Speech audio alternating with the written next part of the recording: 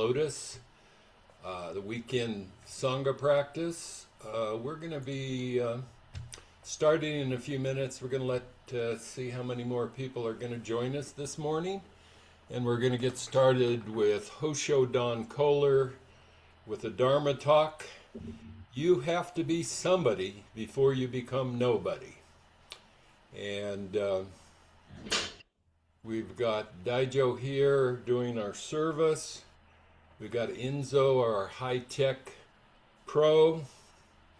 And me, I'm Mingpo, Larry Matthews, your host today.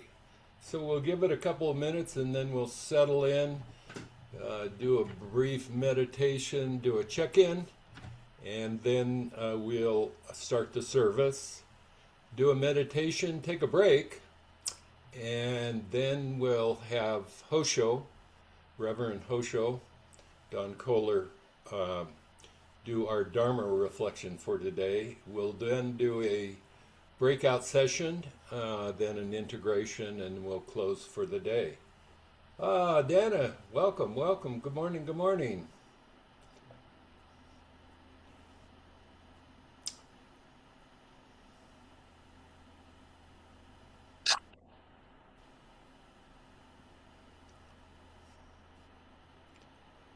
Okay, we're going to just give it one more minute here to see who else might show up. Thank you, all you bodhisattvas, all you guests, all you friends of Buddhism, Zen Buddhism. Welcome, welcome, welcome.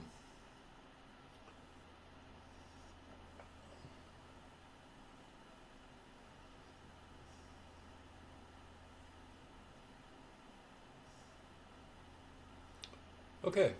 Let's go ahead and get started. If other people come, that'll be great. Kind of just settle into your seat. We'll do 2 or 3 minutes, one bell in, one bell out.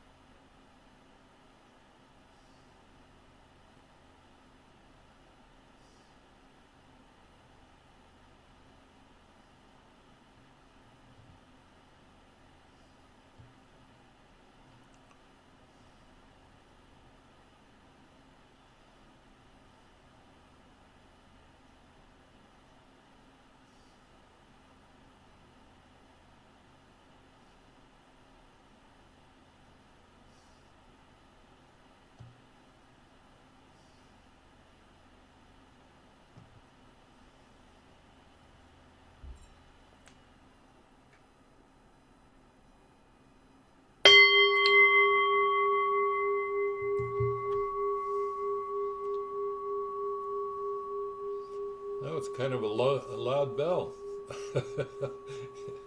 Welcome, Seiki. Okay, we're going to do a check-in now. Daijo, would you lead off and demonstrate a check-in? Sure. Daijo checking in Woodland Hills, California. Very early today, so feeling a little foggy with the early wake up. Had a really bizarre dream about my cats escaping and having to go on a journey to catch them. I was riding a BMX bike. It was really bizarre. This was right before I woke up for this, and I have my little cat right next to me, and it feels good. So I'm glad she's okay because one of them was hurt. So it was it was scary too, bizarre and scary, but glad that wasn't the reality. In the reality, she's okay, and I get to be with all of you today. So with that, I am in, and I'm gonna pass it over to Joho. Good morning. Checking in back in Santa Fe after being out surrounded by water. I'm surrounded by brown this morning and didn't have to get up at 5. Happy to be here, and yeah, my cat's happy I'm home. So that's the cat report this morning. I'll pass it to Nanda.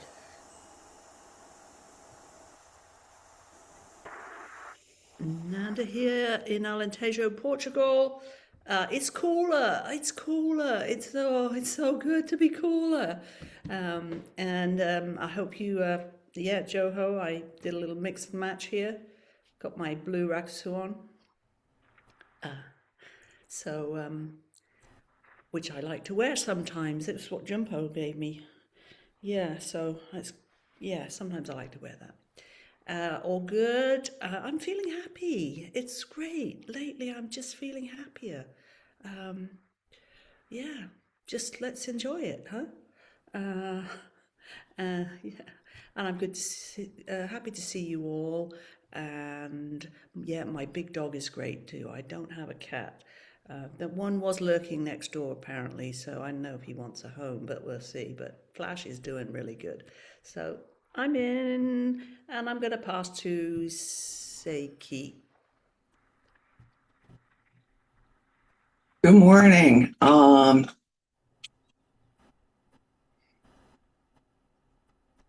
Mike, fix your mic, Seiki. Okay, good. Good morning. Just waking up, even though it's 9 o'clock here. Very hot and humid. Getting over internet use downage and thunderstorms and just all the stuff, the fun stuff in July. I have 2 cats and 2 dogs, and they're all pretty well. And they're looking forward to me walking them this morning. And with that, I'm in. And I'll pass it on to Enzo. And so in Green Bay, Wisconsin, and I'm eternally in. Passing over to Dana.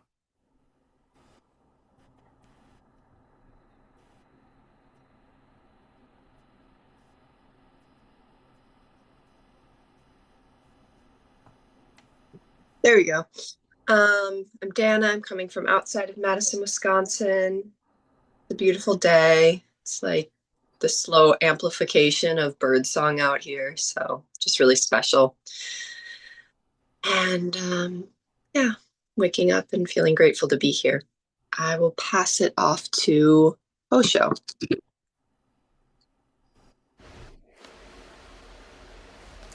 Good morning. I'm here in Richmond, Virginia, hot and humid.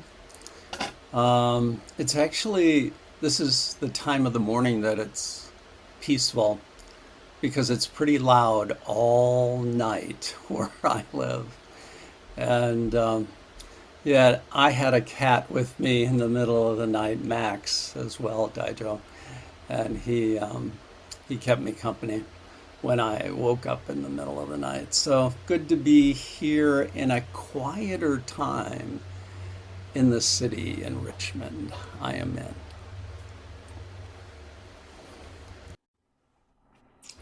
Mingpo checking in from Boulder, Colorado. It's great to be with you all this morning. Welcome, welcome, welcome. I have the no kitties, no dogs. I have a cactus. And my cactus is beautiful. I've had it for 20 years. And it's now blooming, these little beautiful red flowers. And it's just magnificent. And so I think it's loving the 90-degree weather here in Colorado that we're going to have today. So thank you for that, and I'm in. And we'll start the day with our morning service. Reverend Daijo will do the service for us today, and then we'll do our meditation, and then again, Reverend Hosho Don Kohler will be speaking today. His Dharma reflection: you have to be somebody before you become nobody. Without further ado, I turn it over to Daijo.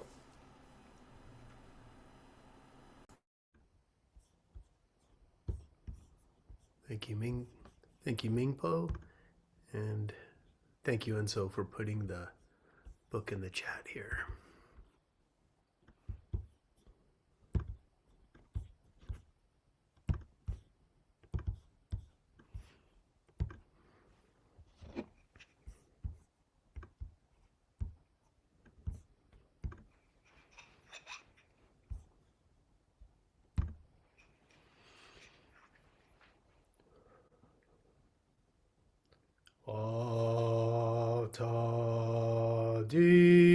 Atadipa, you are this light, pure, selfless awareness.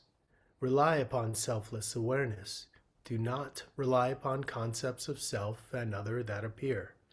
Do not depend upon beliefs, sensations, and emotions which arise and fall away.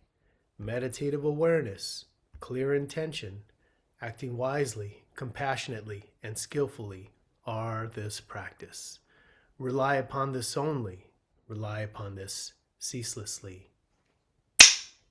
I am this light, pure selfless awareness. I rely upon selfless awareness. I do not rely upon concepts of self and other that appear.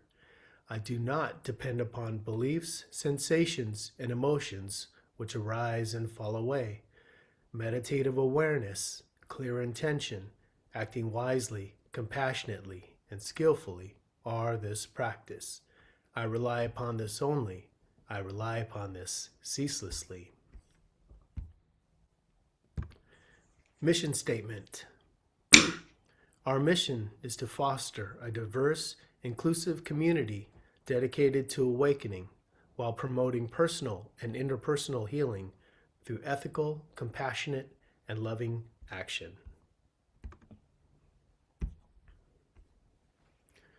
Purification. All of the deluded behavior ever manifested by me because of my beginningless greed, anger, and ignorance, born of my body, speech, and mind, through meditation and action, I now confess and purify. 3 refuges. I take refuge in the absolute purity of this awakened mind. I take refuge in this practice of pure, selfless awareness, wisdom, compassion, and skillful means. I take refuge in this awakening community, in our realization in the truth of the interconnection, interpenetration, and interdependency of all sentient and insentient beings everywhere. Opening this Dharma. This Dharma, incomparably profound and minutely subtle, is rarely met with, even in hundreds of thousands of millions of eons. We can now see this truth, listen to this truth, accept and hold this truth. May we completely understand and actualize this enlightened being's true meaning.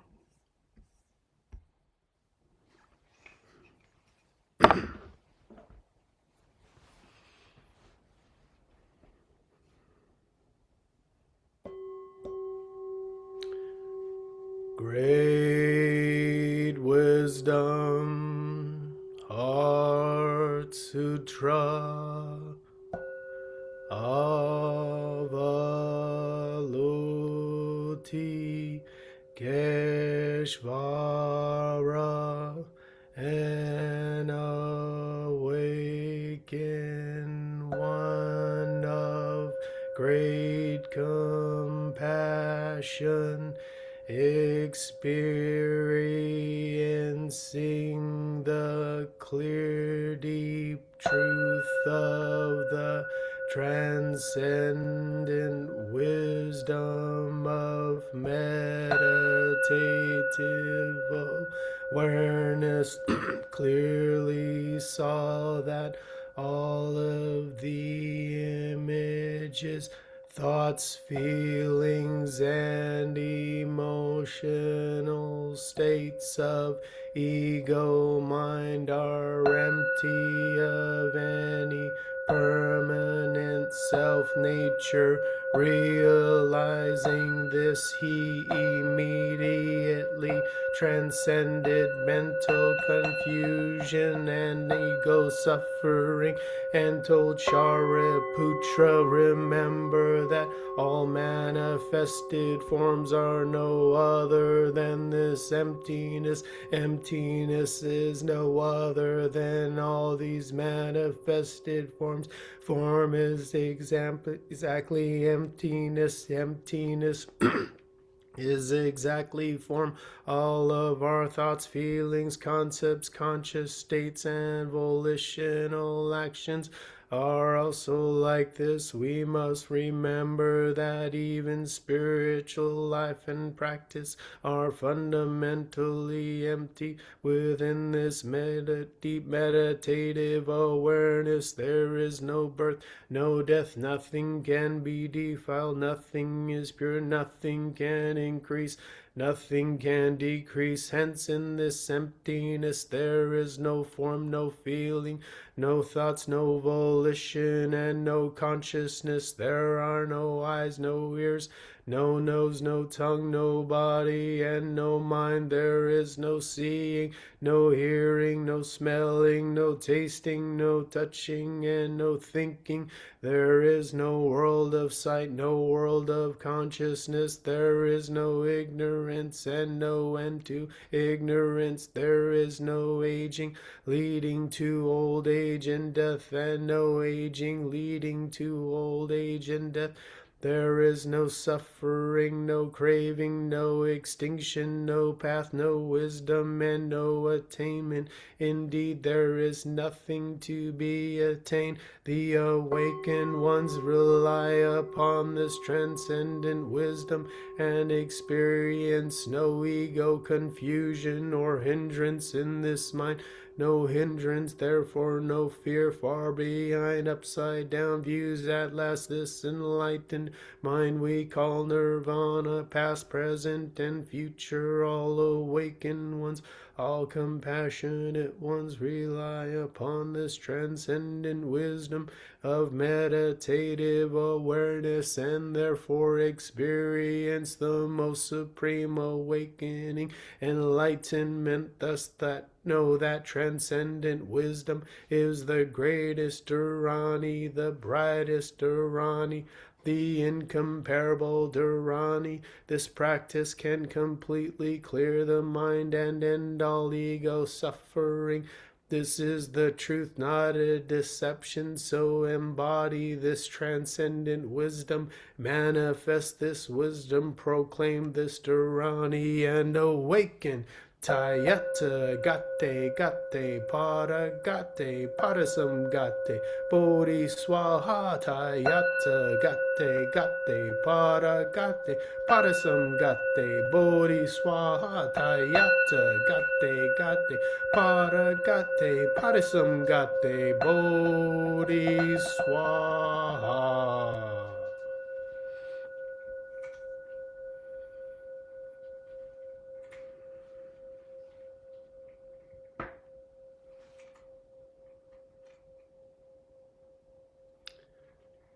Pure awareness is transcending, ever transcending, transcending transcendence, transcending even the transcendence of transcendence. This is awakened mind. Swaha. Dedication. Pure awareness pervades the whole universe, revealing this self right here, right now. Within this space, let us realize and unite with this infinitely compassionate universal life. Let us dedicate to Abraham, Siddhartha Gautama, Nargajuna, Jesus, Patanjali, Lin Chi Xuan, Muhammad, Mirabai, Hakuin, Mohandas Gandhi, Martin Luther King Jr., Mother Teresa, and all of our teachers' minds, all matriarchs, all patriarchs, our pure meditative mind, our truly awakened mind, our heartfelt mind, our truly compassionate mind, our pure discernment mind, our wisdom mind, past, present, future, all awakened minds. Let true Dharma continue. Let universal wisdom, compassion, and awakening become complete throughout the 10 directions and the 3 times. All awakened ones, venerable ones, compassionate ones, great ones, rely upon this incomparable, transcendent wisdom.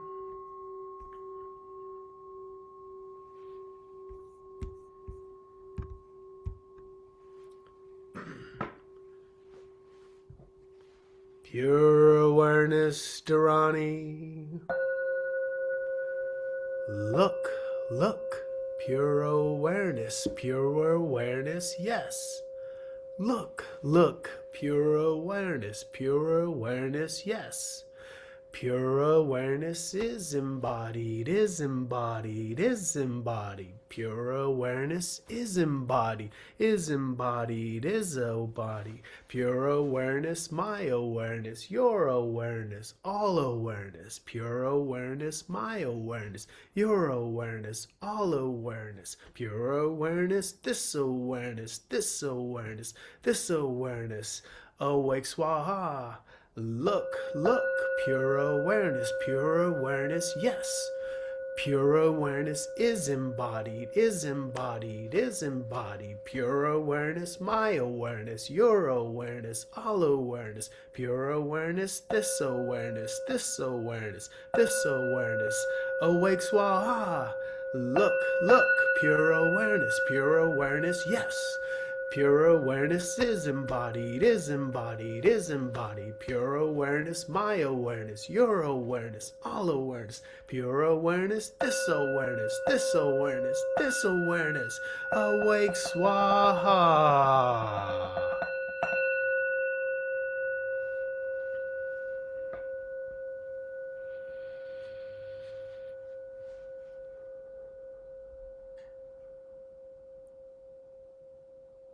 Deep inhalation.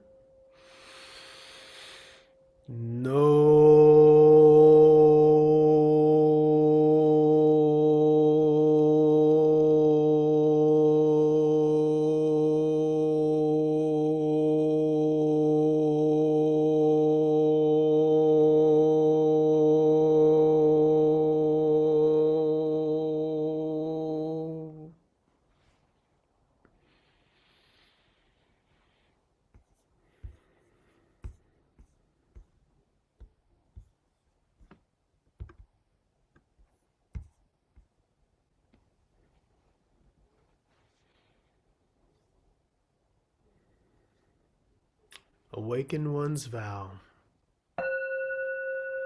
When I, a bodhisattva of no rank, look through awakened eyes at the real form of this universe, all that appears is the never-ending, never-failing manifestation of the mysterious unfolding of truth in any event and in any moment and in any place. None can be other than the marvelous revelation of the interplay of this glorious light.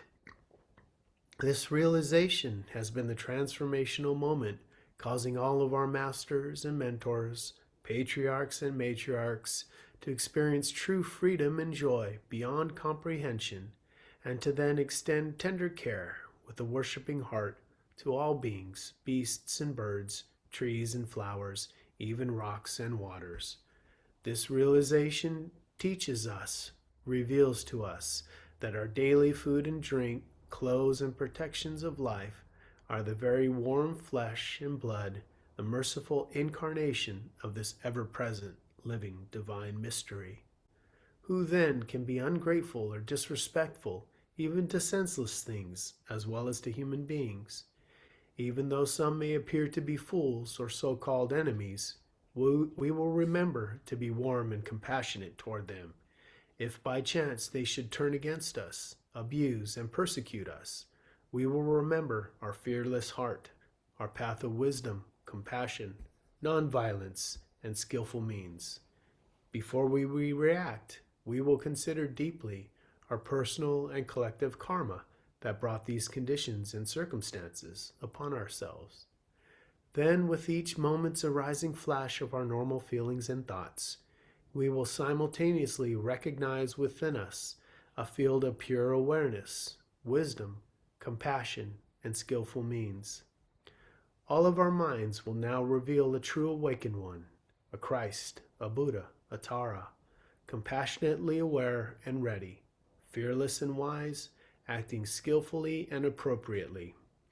Then all of our combined actions will create a new world, a world of love and caring, defended and ordered. May we awaken and recognize this mind throughout the whole universe, so that we and all beings together may experience maturity in awakened mind wisdom.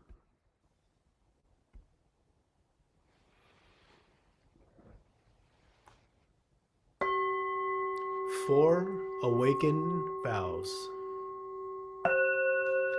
However innumerable all beings are, I vow to serve and liberate them all.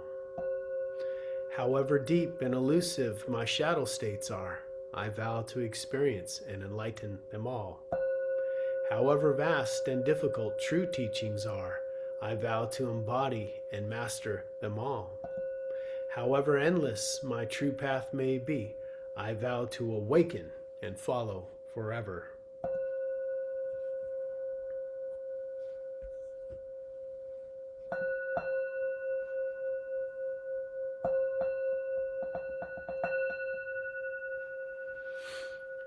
Four seated bows.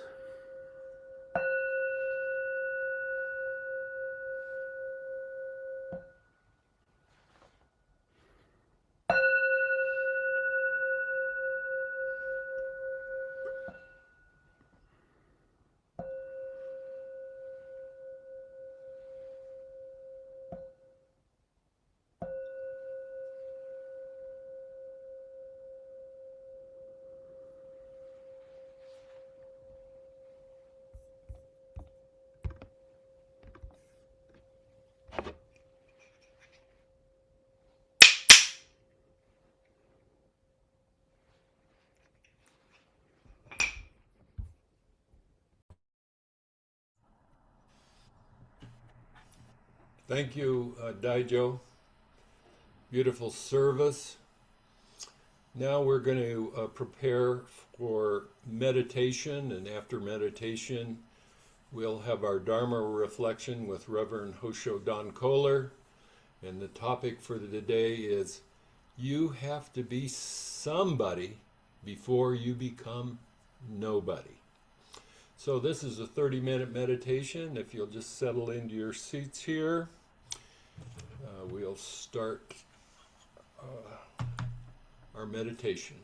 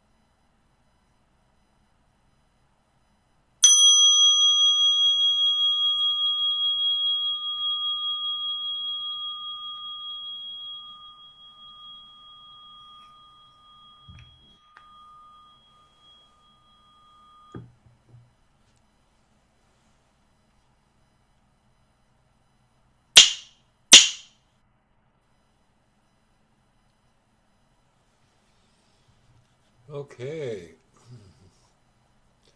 Thank you for coming back. Before we introduce Hosho, let's take a 5-minute bio break, get a tea, a coffee, if your notepad, if you want to take notes. See you back in 5.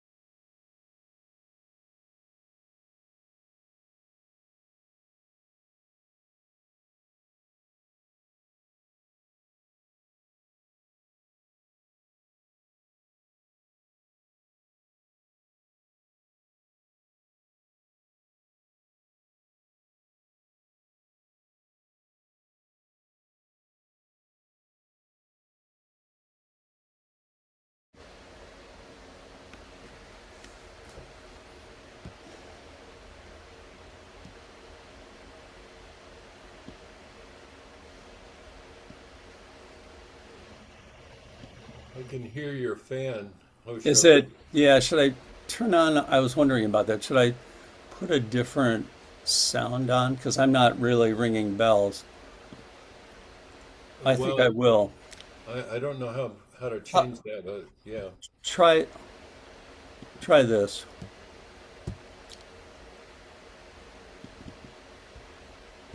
I'm going to go into audio and see if I can. Or I will, I'll just turn it off. Maybe just turned off for the talk. Yeah. I might put it in a different room.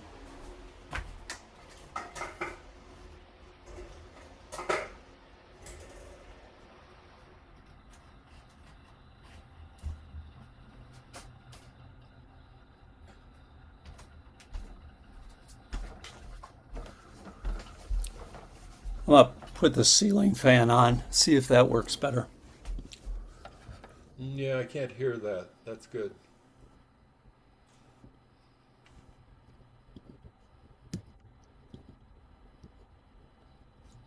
Okay.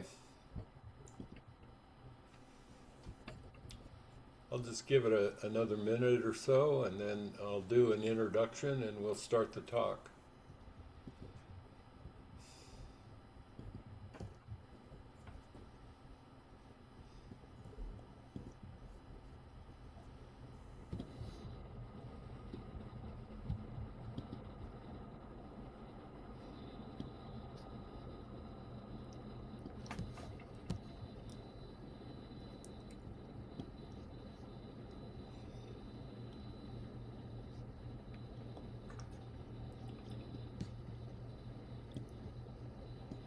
Okay, welcome back, everybody. Hopefully you've got your tea or coffee and notepad in hand. Reverend Hosho, Don Kohler. He's been practicing as a licensed clinical psychologist in Richmond, Virginia for over 25 years. He's a longtime meditator. He runs his own Sangha called Integral Meditation Group in Richmond. He originally did Jukai with Jumpo Roshi, and he continued to study with Doshin Roshi of Integral Zen in Denver, and he is an ordained Dragonheart Dharma priest with Fujin Roshi.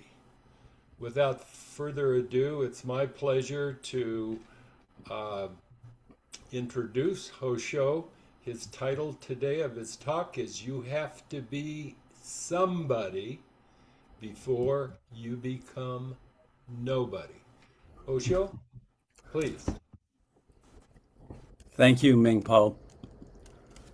And I managed to just put it somewhere. So I'm retrieving it. Here it is. So, yes, on becoming somebody before being nobody. So we start out with this apparent contradiction between becoming a person with a solid sense of self, positive self-esteem, realizing our potentials, and on the other hand, this Buddhist teaching of the non-self or anatta. So I want to start with this question asked by Tammy Simon in the foreword to the book by Bruce Tift, Already Free. And many of us have been reading that book for Mondo training, and Ming Po has referred to it multiple times recently. But Already Free, Buddhism meets psychotherapy on the path of liberation. But Tammy Simon asks, right in the foreword, how do we build a healthy self and discover the lack of any enduring self at the same time? That's her question. And so we're gonna look at that. There's a lot of different ways to look at it. I do appreciate Bruce Tift's book, and I recommend it. But I'm going to take this in a little bit different direction. This isn't really about a contradiction. This is more about a sequence. It's not really about opposing views. And then there's Jack Engler's quote that is the title for this Dharma talk, what you have to be somebody before you can be nobody. So we'll explore that idea in more detail and look at how the self according to Western psychology and the non-self according to Buddhist psychology actually complement each other and even agree more than you might think, even maybe more so than what Bruce Tift is talking about in his book, Already Free. In the book, Why Buddhism is True by Robert Wright, he points out that the Buddhist teaching on non-self is not an absolute negation of the self, but rather an invitation to see the self not as permanent and not as a permanent and unchanging entity, but as a constantly changing process, much like the flow of a river. And actually, this perspective aligns well even with some modern psychological understanding of the self as a dynamic social construct shaped by experiences and relationships over time. By recognizing the impermanent nature of the self, we can let go then of rigid attachments and those identities that cause, those identifying qualities that cause suffering, the ways we identify with things and think, oh, this is me, this has always been me, I'll always be this way. Well, you're not who you were yesterday. I'm not who I was a month ago. We're certainly not who we were 10 years ago. But Wright also points out that from the Buddhist view and our own personal experience, the self can't be found.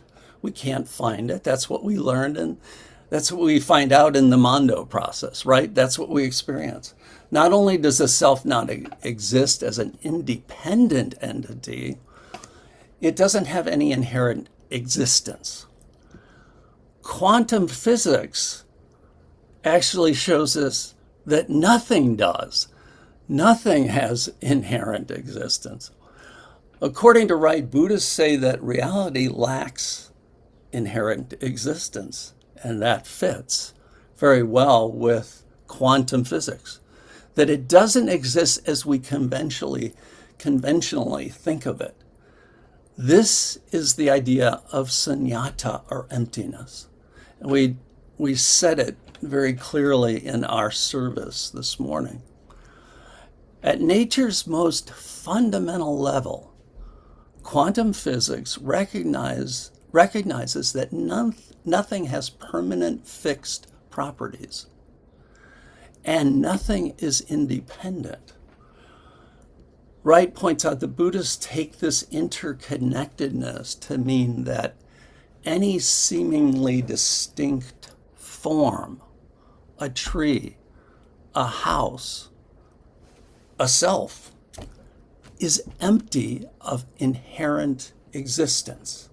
Since nothing can stand on its own, there is no thing.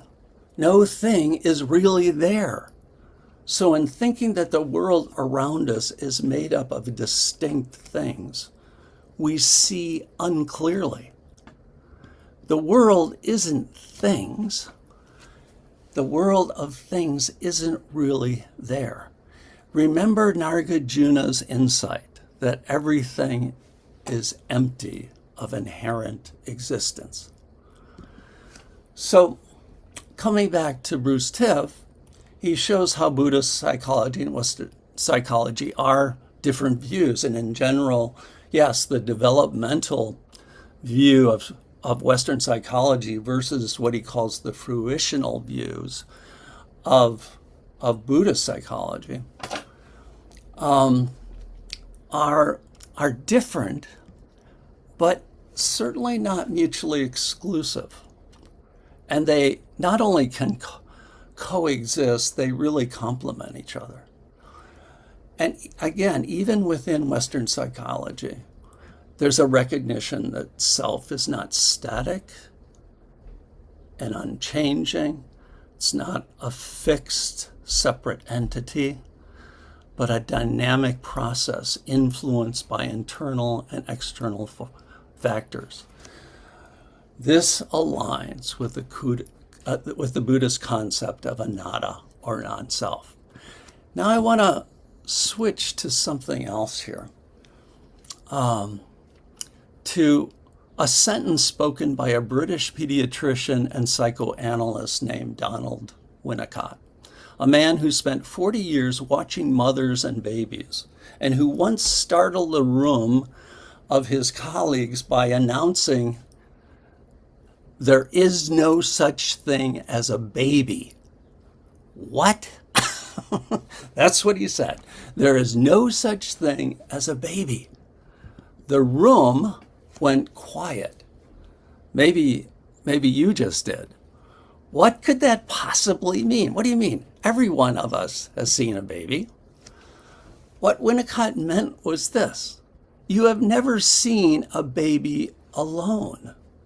There is no such thing as an infant existing by itself. There's only ever a baby and someone, a nursing couple, a mother-child, a held child. An infant left truly alone actually doesn't become an individual. In fact, an infant left truly alone doesn't even survive. You might look at Renee Spitz's research, where he researched orphanages during World War II. And when a baby had all its physical needs met, but wasn't attended to and held, the mortality rate was incredible. So all that was needed physically was provided, but if not held and touched and seen and responded to, babies died. And so that's why I want to point this out. Winnicott, without knowing it, was actually giving a teaching on the interdependence of all reality and what Buddhism calls dependent origination. The basic formula is this: when this exists, that comes to be. With the arising of this, that arises. When this ceases, that ceases. That means nothing is fully independent, and experience, identity, and suffering are all conditioned processes. It's a fundamental notion in Buddhism. As we most aptly or as we mostly apply it to things out there, think the flower that is sunshine and rain and soil, the table that is forest and carpenter. This morning, I want to apply it not just to things out there, but to something more intimate, the self, the sense of being someone. And so the self, too, never arises alone. So let's consider where this comes from, this sense that I am me. Think honestly about where your sense of self came from. Not philosophically, but developmentally, biographically, phenomenologically. It comes from faces. I see you, you see me. It came from whether a face lit up when you entered the room or didn't. It came from being picked up when you cried, or possibly not, since some of us, I would include myself, our parents were taught to follow Dr. Spock, who said, when your baby's crying, don't pick the baby up. My suspicion, though, is that my mother still picked me up at least some of the time. It came from someone saying, your sense of self came from somebody saying your name in a certain tone, for 20 years, or maybe longer if you took longer to leave. Psychoanalytic studies of self-development or ego development of the last century, Winnicott and after him Heinz Kohut, mapped this with great care. Kohut showed us that a child builds a cohesive sense of self out of thousands of moments of being mirrored, like a mirror, seen, delighted in, taken seriously. And one of the most important things a parent is for a child is being this mirror. Hopefully a consistent and accurate mirror. If a child is in distress, the mirror shows concern about that distress. If a child is animated, the parent recognizes the animation, the excitement, the interest. The gleam in the parent's eye is not decoration, it is construction material. And when that material is missing, when the mirroring fails badly enough, the structure doesn't form. The person grows up, holds a job, raises children, and somewhere at the center, there's a place that never consolidated. A self that has to be held together, maybe by force, by achievement, by approval, by gaining a sense of control, by never ever being wrong or having to believe that.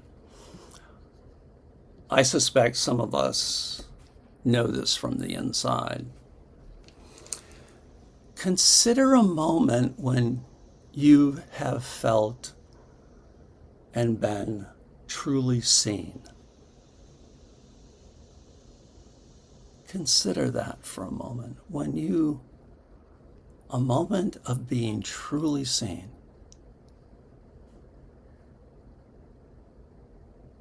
And then contrast that. Think of a time, or think of someone, maybe not yourself, trying to hold yourself together, trying to get approval, trying to achieve yet another degree or another certificate,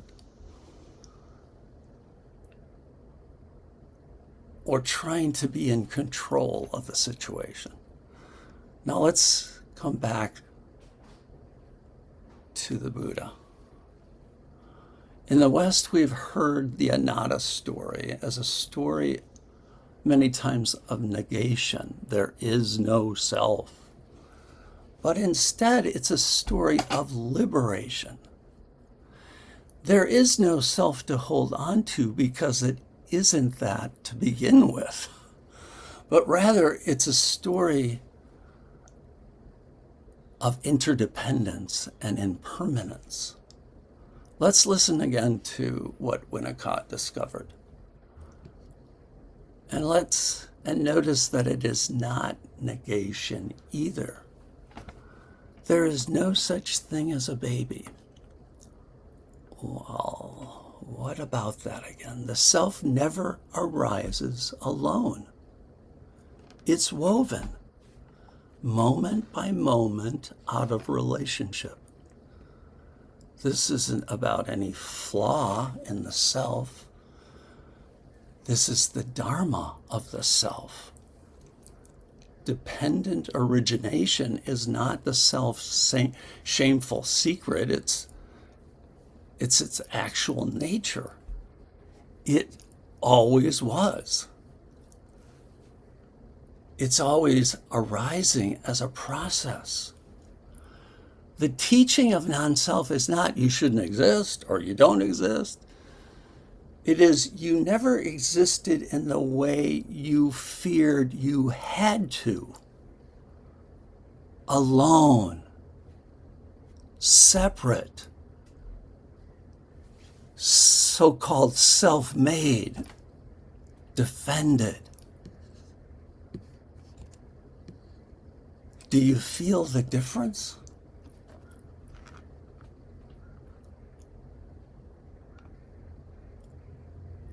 the view of negation of self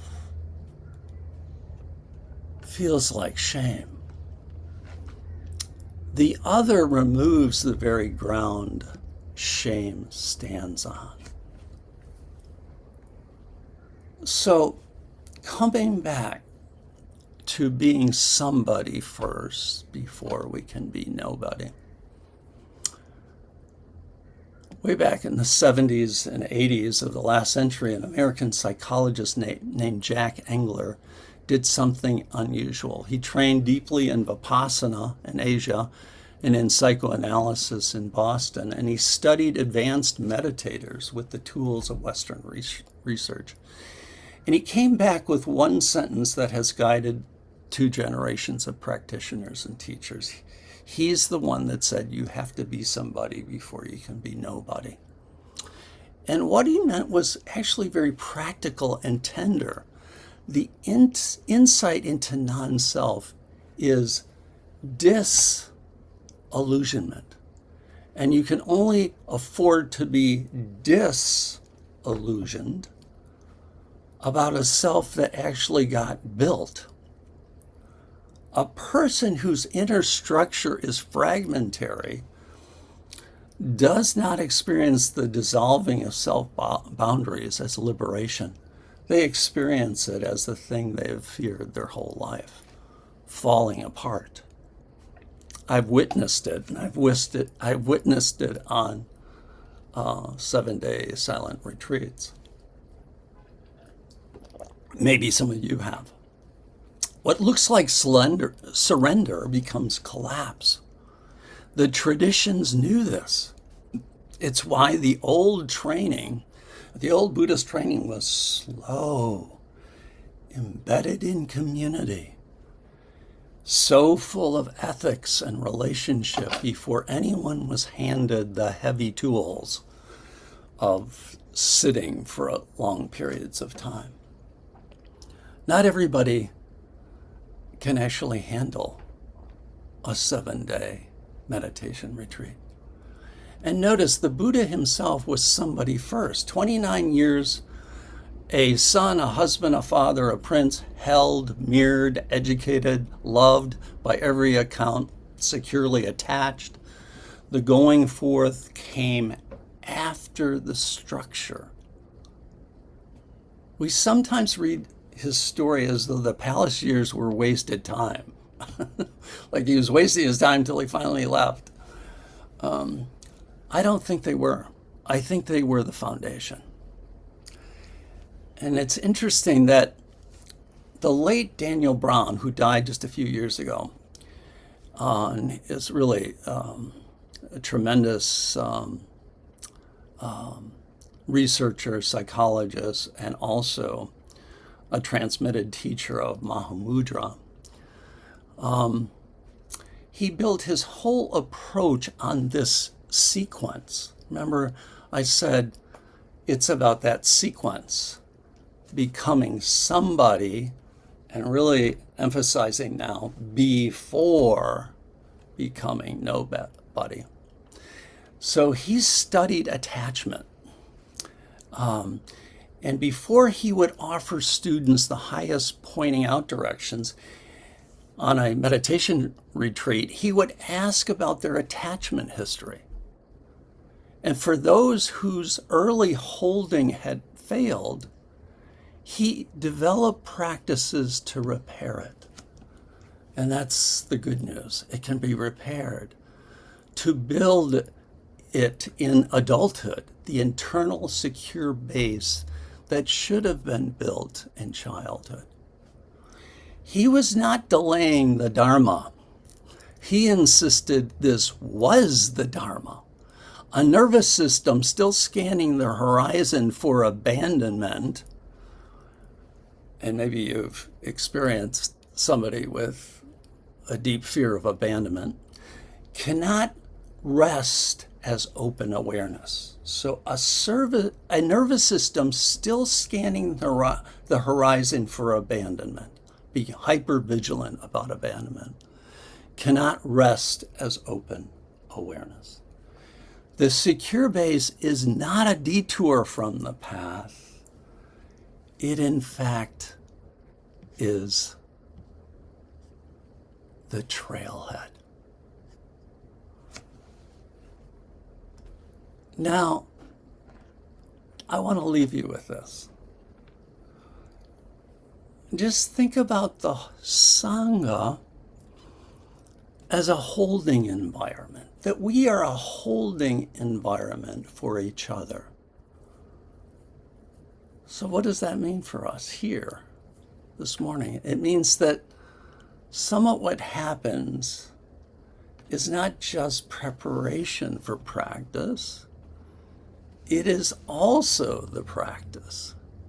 Even though it looks from a certain angle like, oh, we're becoming somebody and we're holding each other. When we think about when we sit in metta, doing metta, loving kindness meditation, and direct it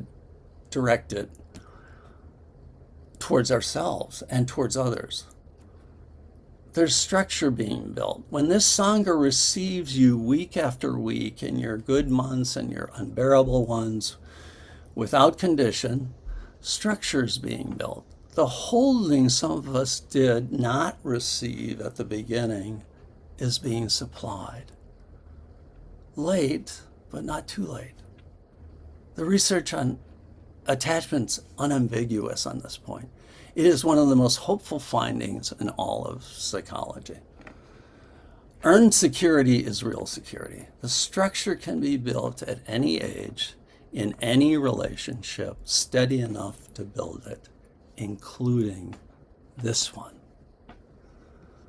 Including the relationship you have with your own breath, kept faithfully, morning after morning, like a parent who shows up to pick up and hold the child. Ananda once said to Buddha, full of enthusiasm, "Surely, Venerable Sir, admirable friendship is half of the holy life." And Buddha corrected him. Not so, Ananda. Admirable friendship is the whole of the holy life. Swaha.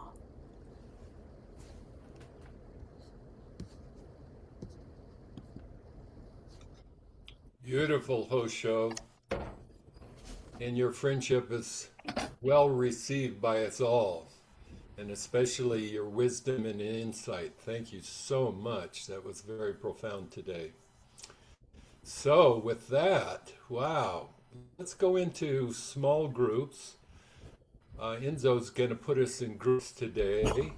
And there are 2 questions to talk about. Each person is 4 minutes. Someone be a timekeeper. We'll be back in about 15. Can you recall a moment of being truly seen? Is question 1. Question 2 is, can you recall a moment when you let go of the need to be right? Okay, Enzo, thank you.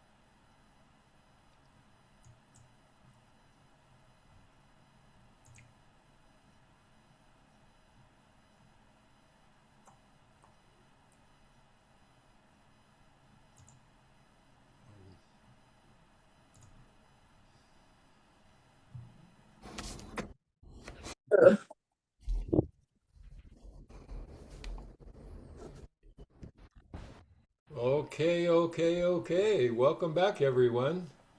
Wow, what an exciting 15 minutes for me. I got some good insights. I hope you did too. Let's break into an integration session for about 10 minutes and let's, we can do popcorn, raise your hand, and Hosho will answer any questions you might have or share anything that came up for you based on have you been truly seen or did you let go of the need to be right? Who would like to go first?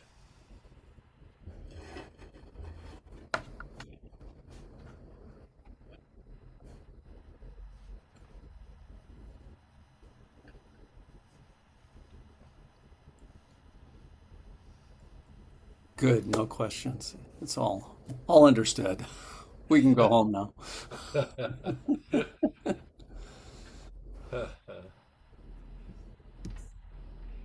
I'll go.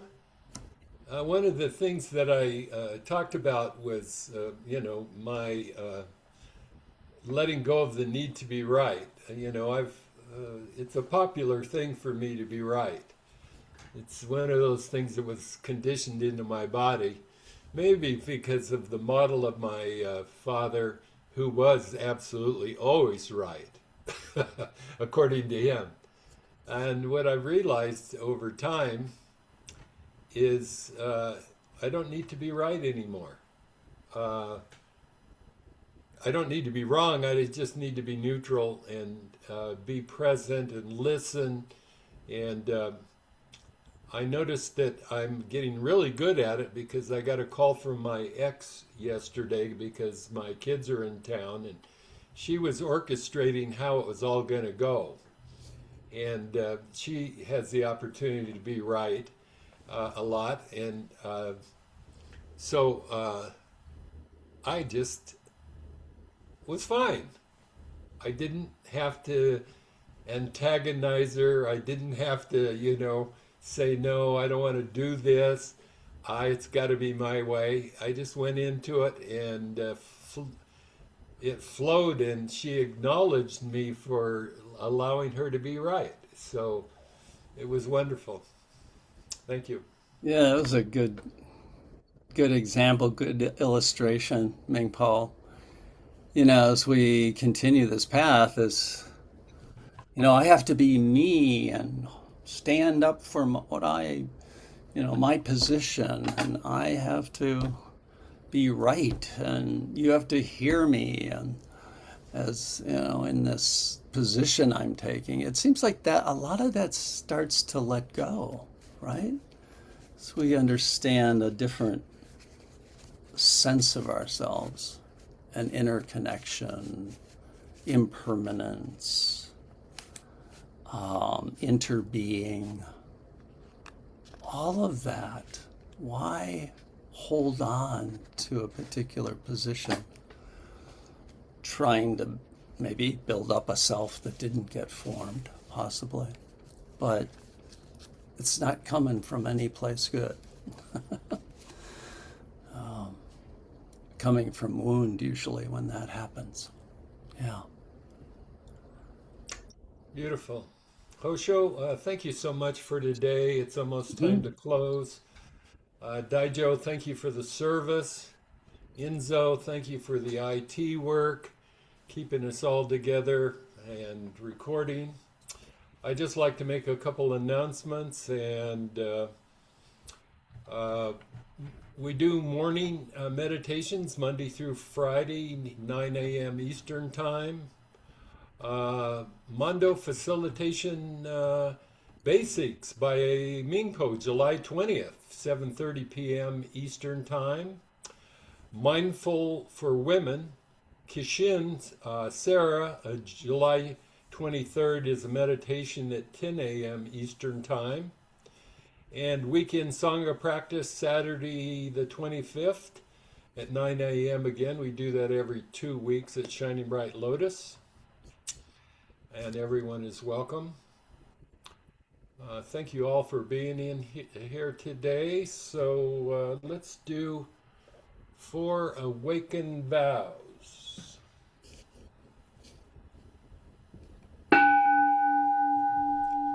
Four awakened vows. However innumerable all beings are, I vow to serve and liberate them all. However deep and elusive my shadow states are, I vow to experience and enlighten them all. However vast and difficult true teachings are, I vow to embody and master them all.